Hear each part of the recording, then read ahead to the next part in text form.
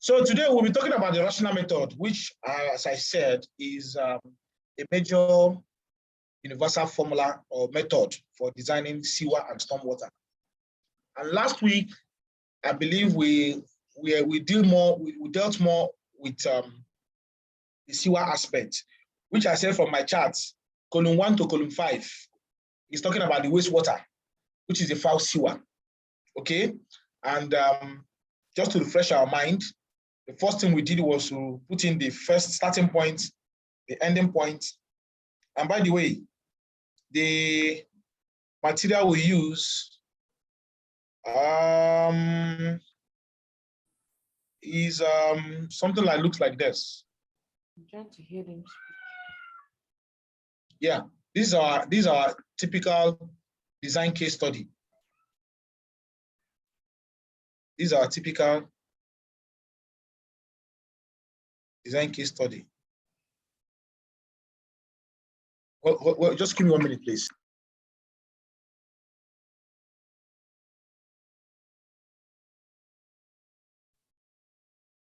So this is it. So from here,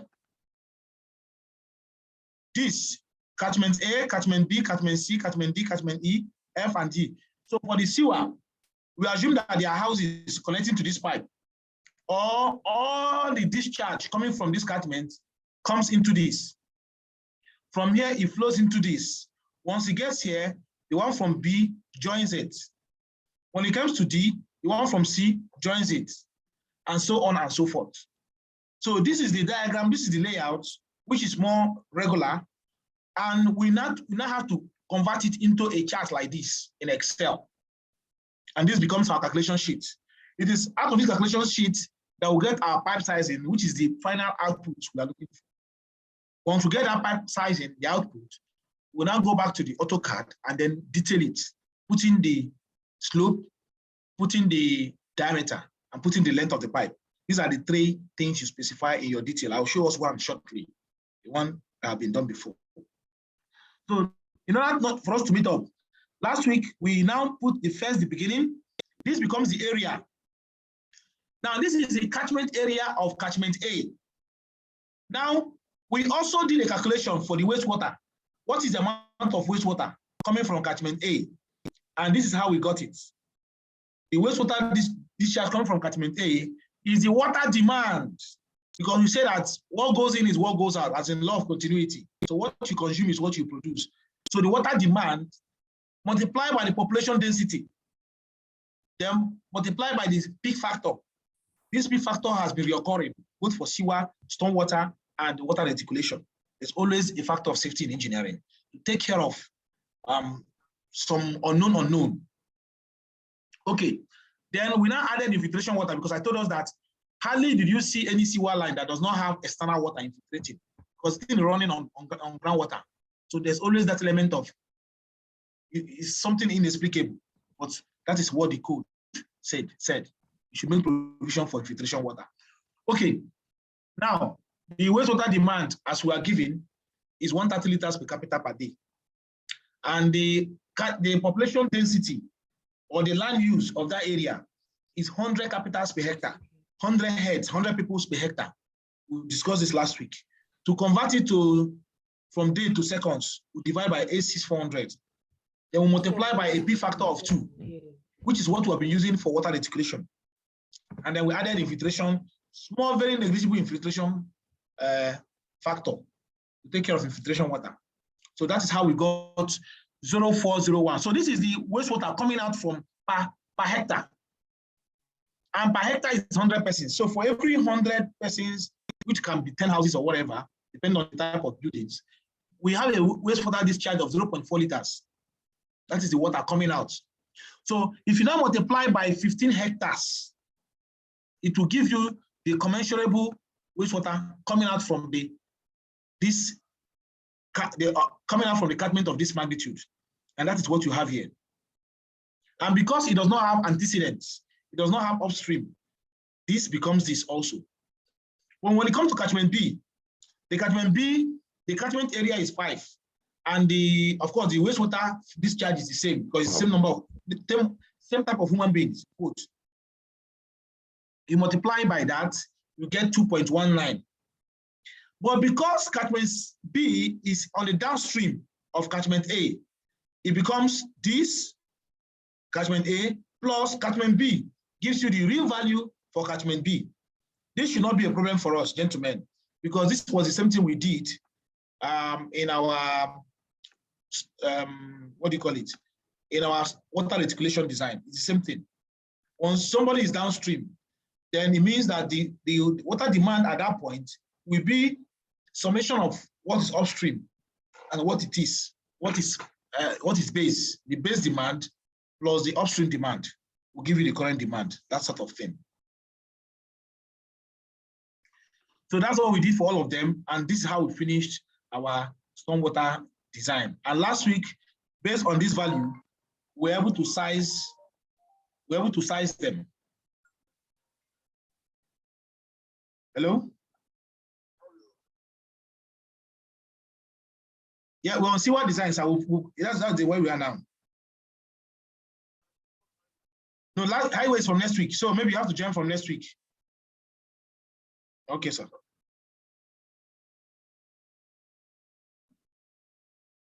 Okay. All right. So let's continue. So here now you see we've stopped. This is where wastewater. Now don't be mistaken by this. Probably the person that prepared this prepared it for is an academic work. So it's for you to have the two. But in ideal case, once you get to column 1 to 5, you stop. Assuming your brief is to design only for C1. That is the end of C1. So from here, you go and design your pipe. From here, you jump and go and design pipe.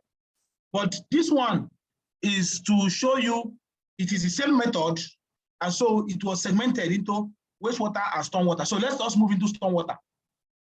And I think we even moved into it yesterday, last week, partly. We moved into it partly.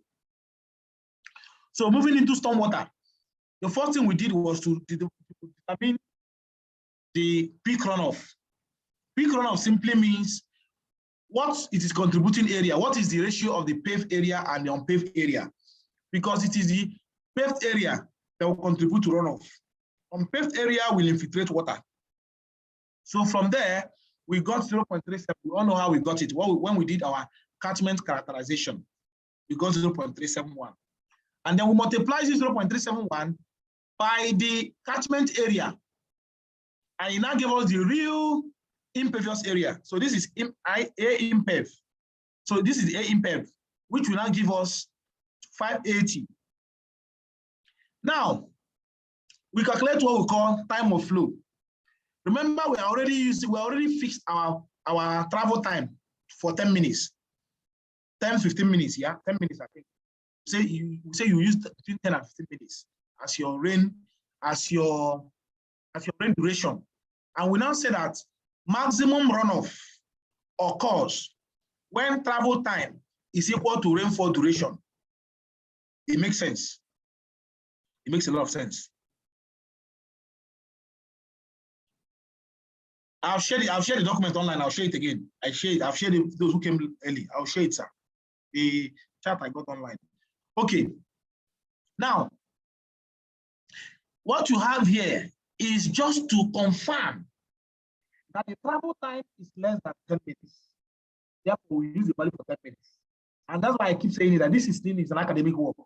In real life, you don't need to write all this. You don't need to prove anything to anybody because it's not academics. You see column 1, column 9A, and column 10. And even column 11, you don't need to put it in your chart. You saw it here because this is a chart from what they use in the academics. Of course, teaching some of us. Okay. So this is just to prove as an academician that the travel time is less than 10 minutes. Therefore, I use 10 minutes. That's just what it means. It's for me to justify why I should use 10 minutes.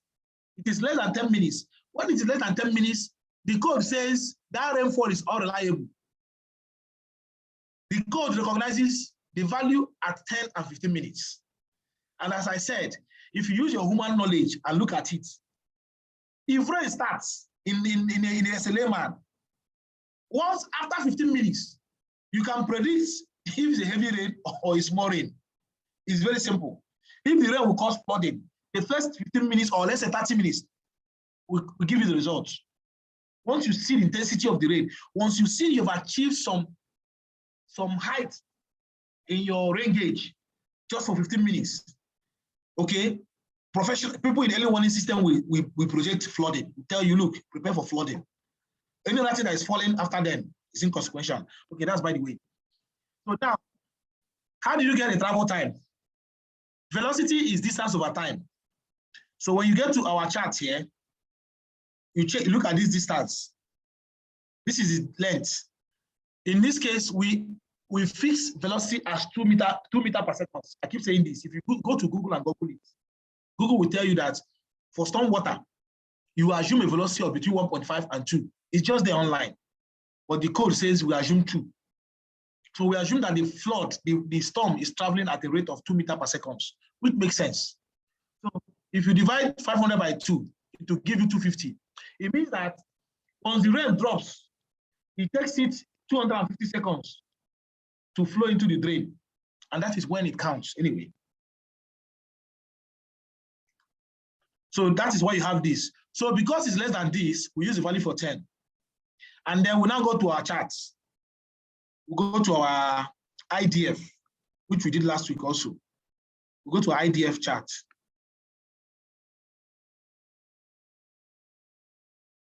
So on the IDF chart, I think we use worry. I can't remember what we used last time. But whatever you use, let me just use Yola. Okay. Here you see, what you do is you go to 10 minutes. You read it off. Remember, we are using 1 year as a return period. You read it off. So Yola, instead of using 126, if we are designing for Yola for 1 year is giving us 90.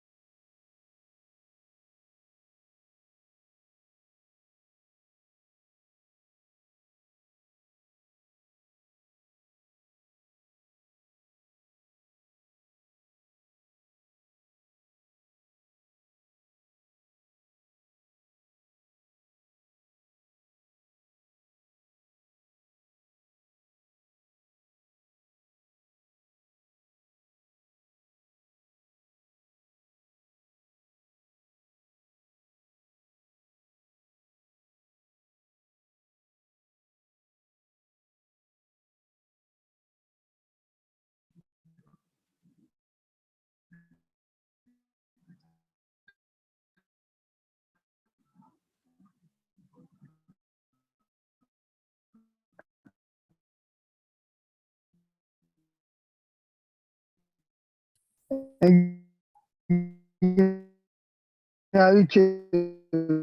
cannot hear you at all. I can't hear you from my head.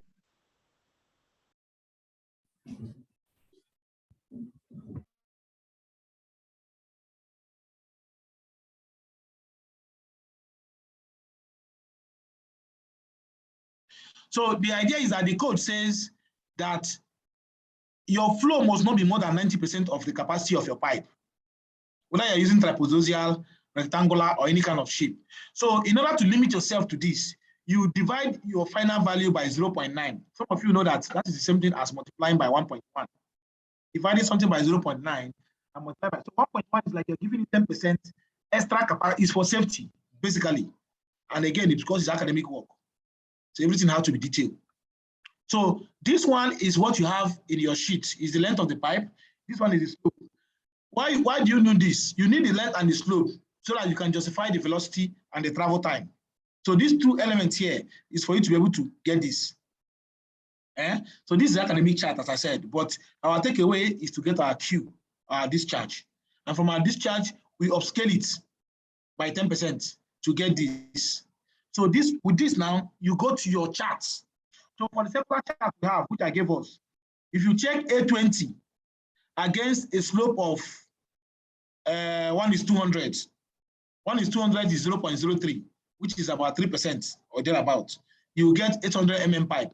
So the diameter that will discharge storm for catchment A is 800 diameter. For catchment B is 1000 diameter. For catchment C, which is just like catchment A, is the same 800 diameter. That's why I said, once you get this right, getting this diameter is not difficult, because if you look at it, you will find out that A20 and 738 are almost giving you the same diameter. So when I now see 779, it will almost give me the same thing. Except why this one is not the same is because the slope is now 1:500. That means it has a lower slope, smaller slope, therefore a bigger diameter. I don't know if that's making any sense. Well, I hope it does. So that is how you now do. So after this, everything that you see here, please just quietly ignore it. Is academics. And why is it academics? Here, we're now looking at the real, what you have here now, pipe, full capacity pipe. So full capacity pipe will now be 924. And the real velocity, we assume velocity of 2 to get this. And we went to our charts. Our charts gave us 800.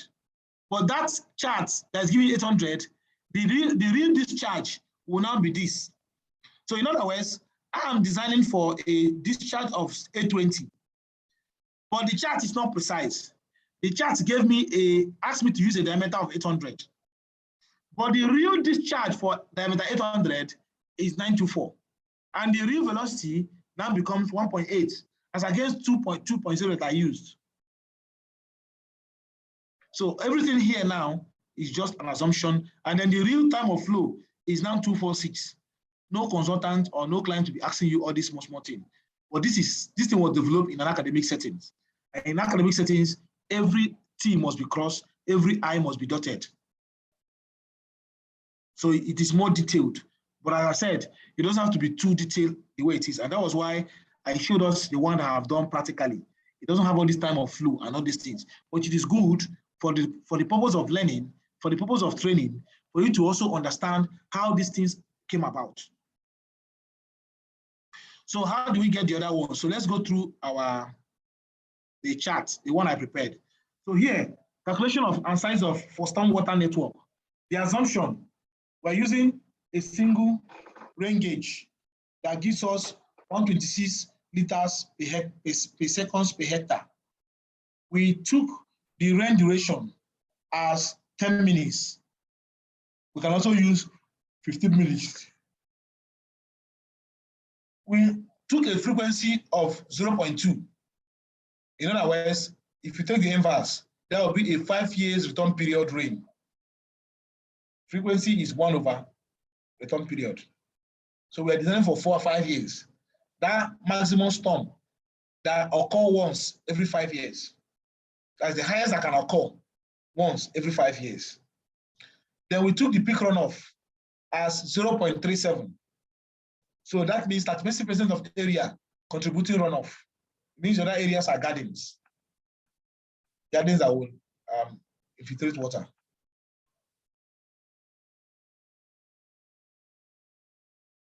This kind of value is hardly gotten today in a place like Abuja or Lagos.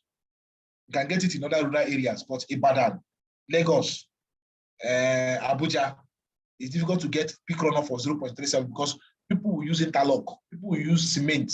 People in the name of beautifying their compound, they will not allow water to infiltrate. They will occupy more than 50 to 60%. In fact, their houses only is about 50% of the land mass, of the land area. If you now add other factors, it will go into 0.6. Okay. So here, I try to remind you about the chart. And the first thing you do is to put into a table in this form. Okay, the conduit, starting point, ending point, the length, the slope, and the corresponding catchment it's covering. Then this is gardens and park. This is now characterization. We characterize it. Garden constitutes 63% with a peak, and the peak runoff of garden green area is 0.1. Street is about 12%, and the peak runoff is about 0.9. Roof is about 20%, peak runoff is 0.95, and so on and so forth.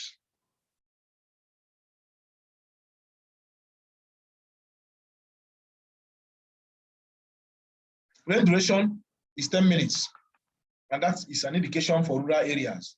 Population density is 100 liters per capita per day. Water demand is 130 liters per capita per day. Sorry, population density is 100 capita per hectare, 100 persons every hectare. Then parasite water is there. We're using a concrete pipe, and concrete pipe has a roughness of 1.5.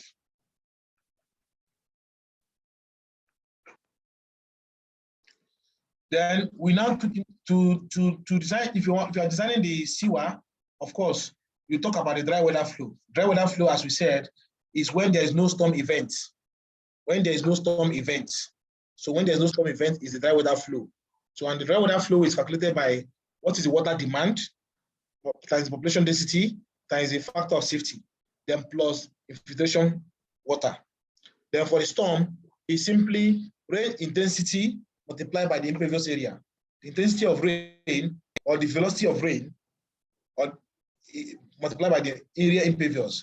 However, area impervious is the subcatchment area multiplied by the peak runoff.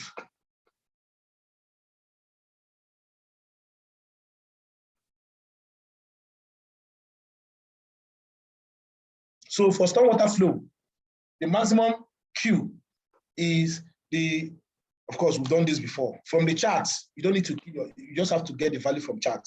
So from chart, we got 126. Okay, and we talked about time of flow. If flow time is longer than 10 minutes, only part of the catchment produces runoff. It makes a lot of sense. Largest discharge occur when rain duration equals flow time.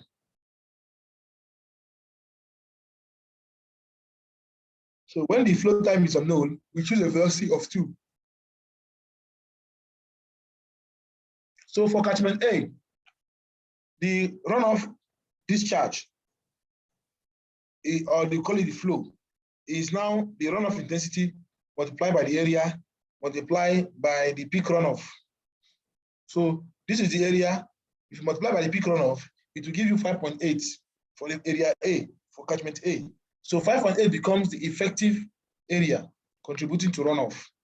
So if you now multiply this 5.8 by the rainfall intensity, which is 126, you get 732.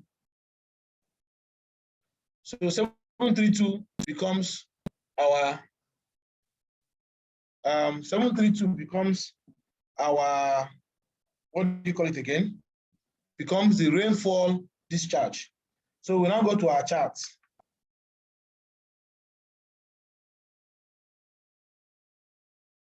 So if you go to our chart, so the velocity is 0.5, okay, which is 5% per mil, which is 1 over 200. If you see 1 over 200, you multiply by 100, it will give you 0.5. However, our chart is calibrated per 1,000. So in our chart, it's actually 500, 5%. So let's go to that chart.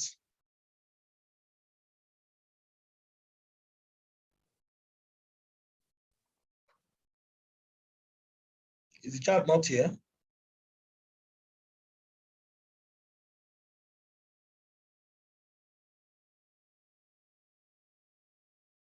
Please, can we open the chart? The third one, we are opening the third one. You know, the charts are 3 in number. We open the one that says, or let me even upload it now.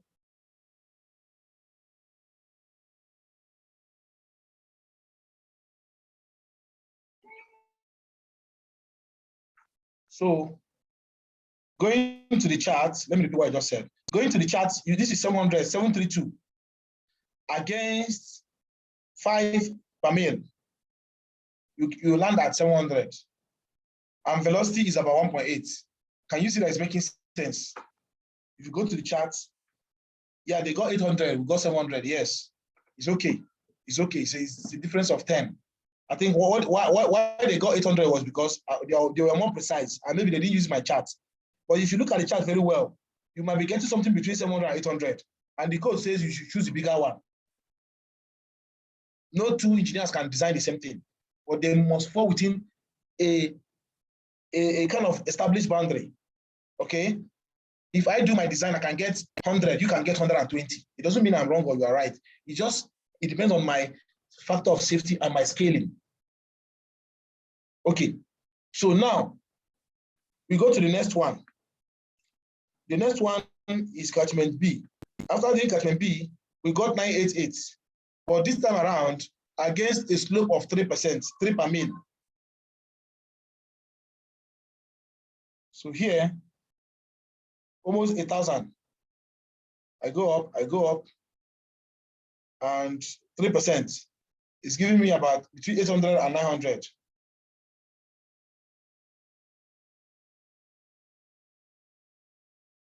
Between 800 and 900, therefore, I will choose 900.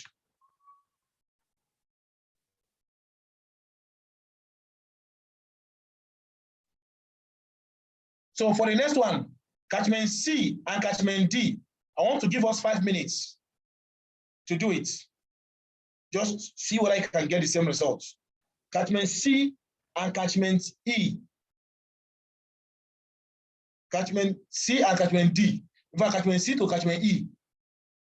I wish I can hide this thing from us. And I want you to get it. What did you get? 5 minutes, please. Thank you.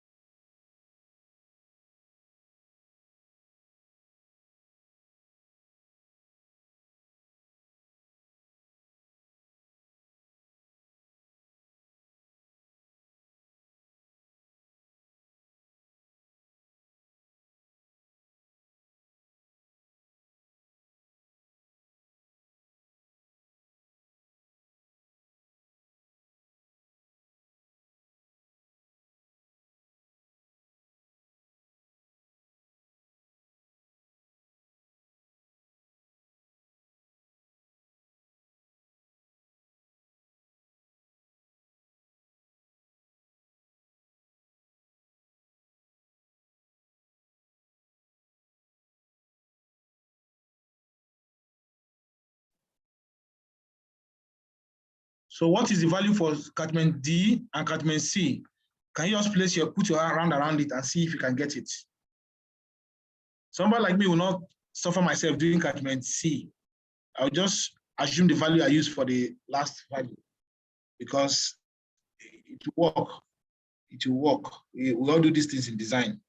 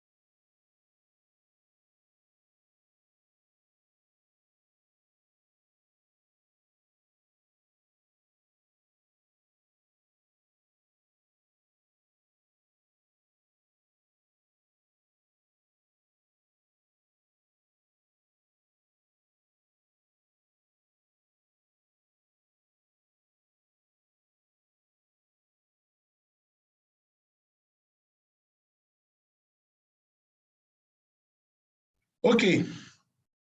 All right, let's continue.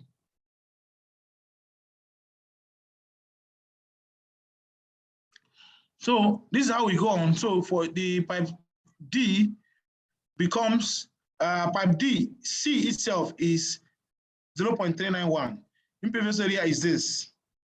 And therefore, the discharge is this. However, at pipe D, we have the one coming from pipe C, coming from pipe E, and then coming from pipe D. So everything will now become 1846. And the slope is 0.25%, which is 2.5 in our own. So if you go to the chart and you look at 1800, which is about 2, close to 2. This is 2. This is 2. This is 1500. So if you go up, down, and you take it at 2.5%, you'll be getting 1.1. So as a designer, nothing stops you from approximating it to 1.2 millimeter, which is 1.2 meter pipe. Because you are the designer, so you can use your discretion and increase the bit. I would have suggested we take a look at the other charts that I have, but it means we have to do double conversion. We need to convert this to, if you want the answer in inches, then it means the input will also be in cubic feet.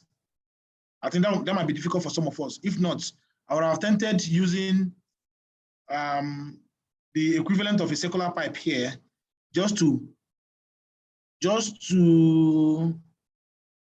validate this pipe. Okay. 1.2 meter. How many inches is that? Oh, forgive me. I just don't know how to go about this. But let me just explain. You see, here is the slope of the pipe. This is the slope. So this is slope 0.02. Remember, this slope is not in percentage, unlike the other chart. That's why I said any chart you want to use, you must study the chart. So this chart is, the slope is raw. It's just raw. So being raw now, we are going to 0.002. So this is where we are going. This is line we are going. 0.002. So here it is. So our line is this one. Okay, 0.002. The next thing is the discharge in cubic feet per seconds. So you have to go and know the conversion. This might take us time, but if you know the conversion, you come here. I don't know the conversion from cubic feet per second, so let somebody will help us. I want to convert 1.8. I want to convert 1.8 meter cube per seconds into cubic feet per seconds. So I don't know where to go. But if I know where to go, I will read it and I'll come to that slope. Once I come to that slope, then this slanting thing now is giving me the diameter in inches. If you watch at this one is giving me 5 inches. So 5 inches, if you remember, 5 inches is equivalent of, I don't know what it's equivalent of. Oh, normal depth of flow. Gentlemen, this is like a rectangular channel. Let's see.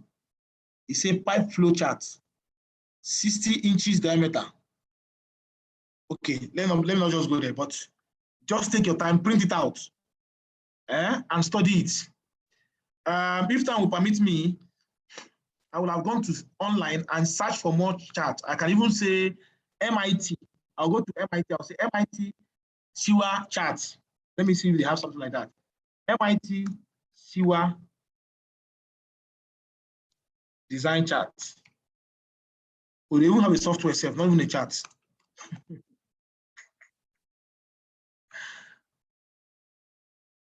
Okay, so if I search design chart for a water collection system, www.mit.edu, they even have standard. I don't think I should be doing this, but I just want to expand to tell us what is possible.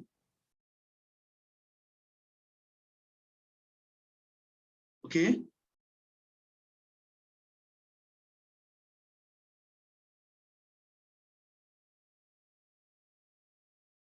I'm looking for charts. They are already talking about softwares.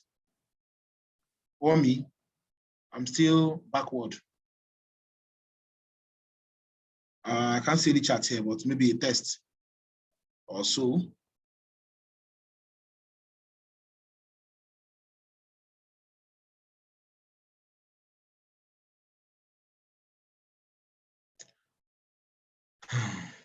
Standard. No, this is huge. I can't go through this. Yeah, standard is just like our old standard, the one from Ministry of Works. Yeah. Who knows whether this is where we adapted it from? Okay. Somebody say is 63.6 cubic feet per second. So if I go back to this chart now,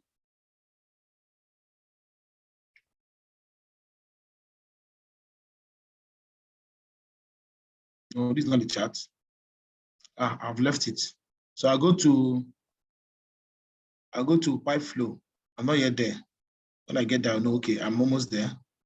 Somewhere here.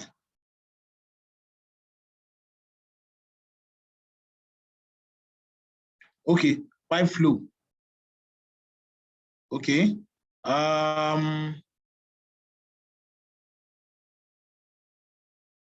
Inches. Converting inches.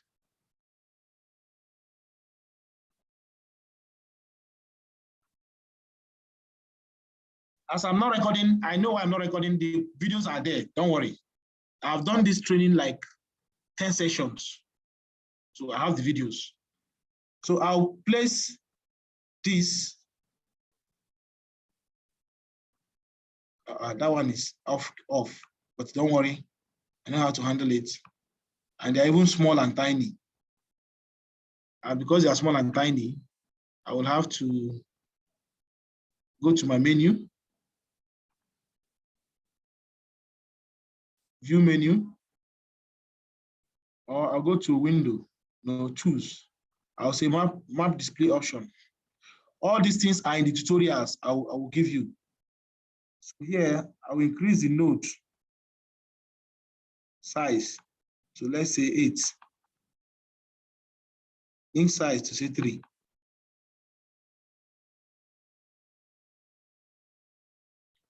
And this one that is off, I can go here, click it, drag it.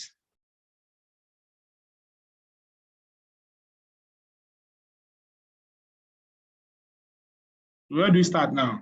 So I'll come here, I'll click on junction. I'll click on this.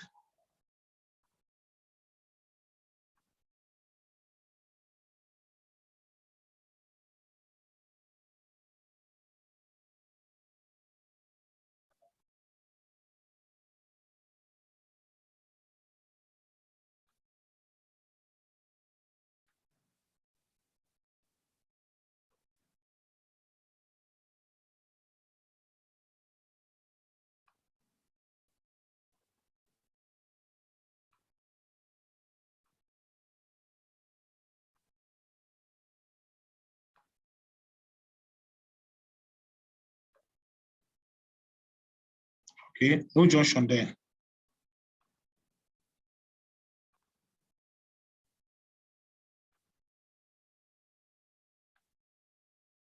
This is where the outward is, remember. So you can see, I have drawn it. Okay, so I can now go to backdrop, view, backdrop. I can remove the backdrop. So this becomes my working model.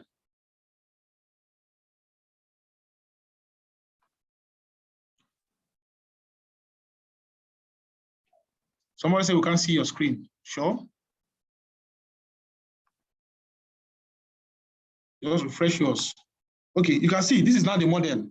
So I can now start to rename them. For instance, let me go back to window tools again, map display option. Under annotation, I'll ask him to display names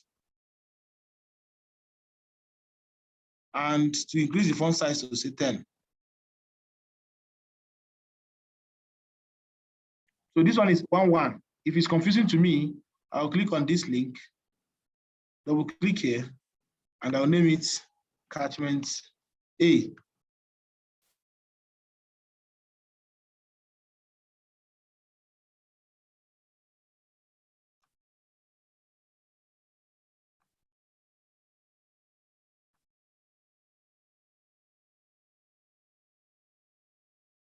C.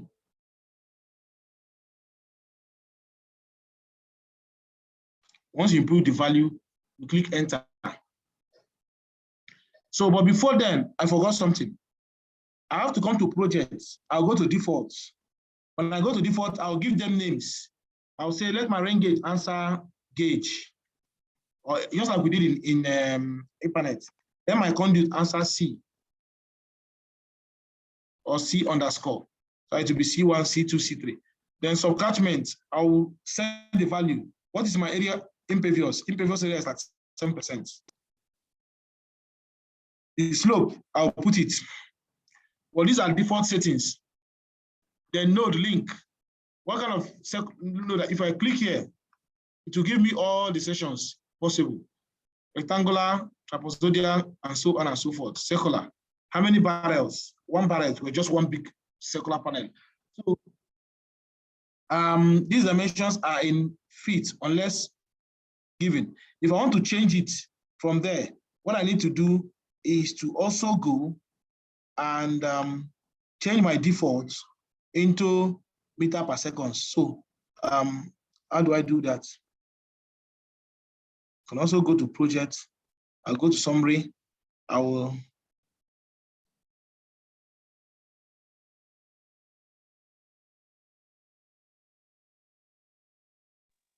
there's a drop down below flow unit.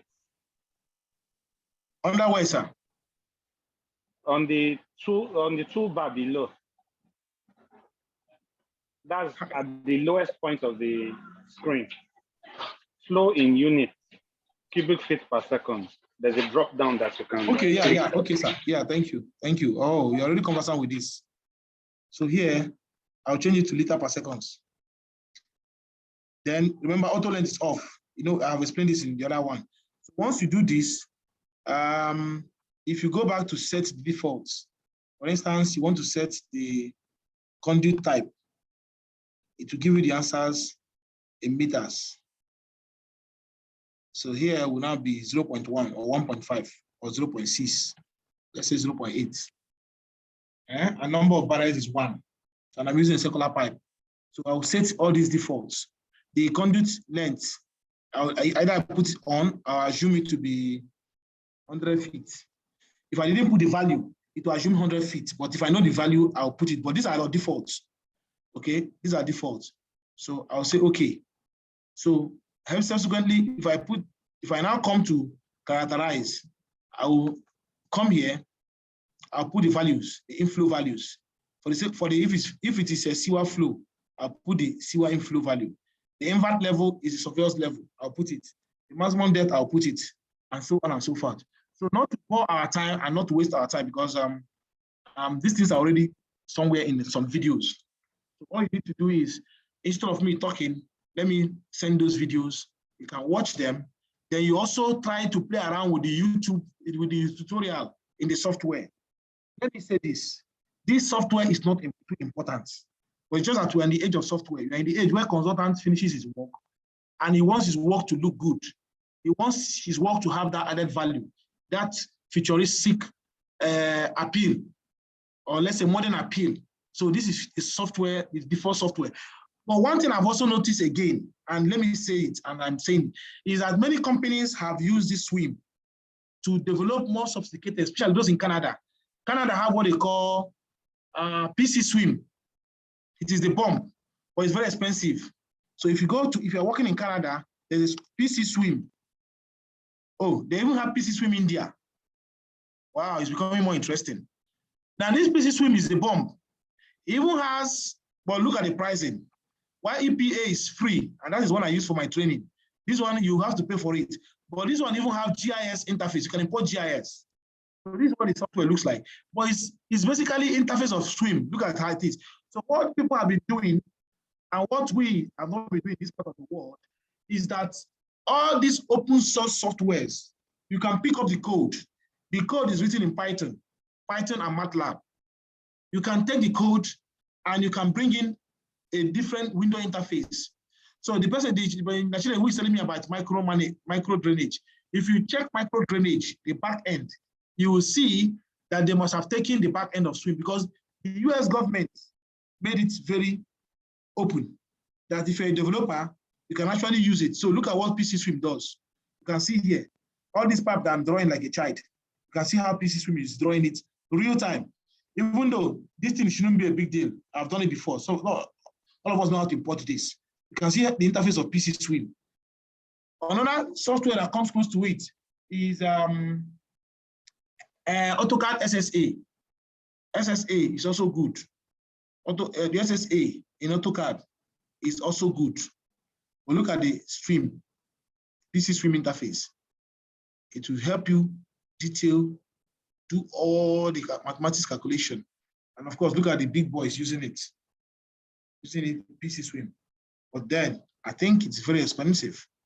I don't know what the price is now, but let me just give us an idea. Let's browse the price. So you have to choose whether it's worth buying or not. Okay, professional one starts from $1,600 per year. $1,600 per year. For me, it's a big money, but for some people, it might not be a big money. But the knowledge of this, the processes of what I have taught us, this rational method, is simply the same process you use. There's no much difference. Any question?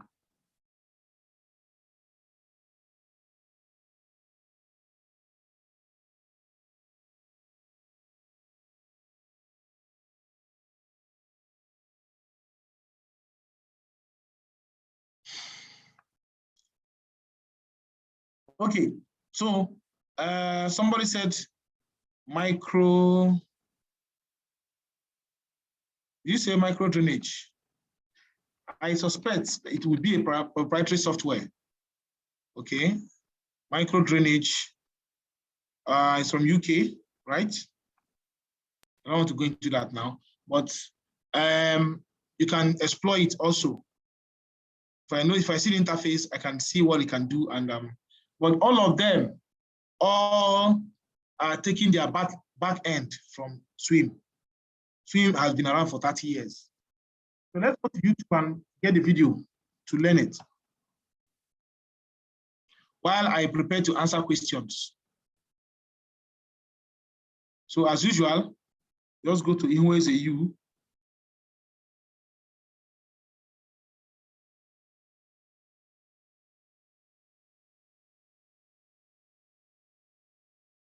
Go to playlist, go to the channel name. You go to playlist.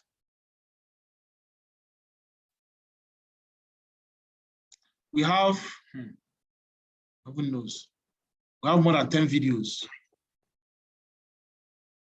But let me go to the one that talks about the software.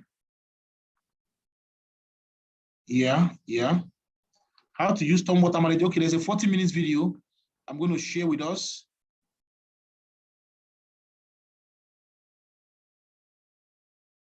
Then there's a 1 hour 20 minutes video. So thank you.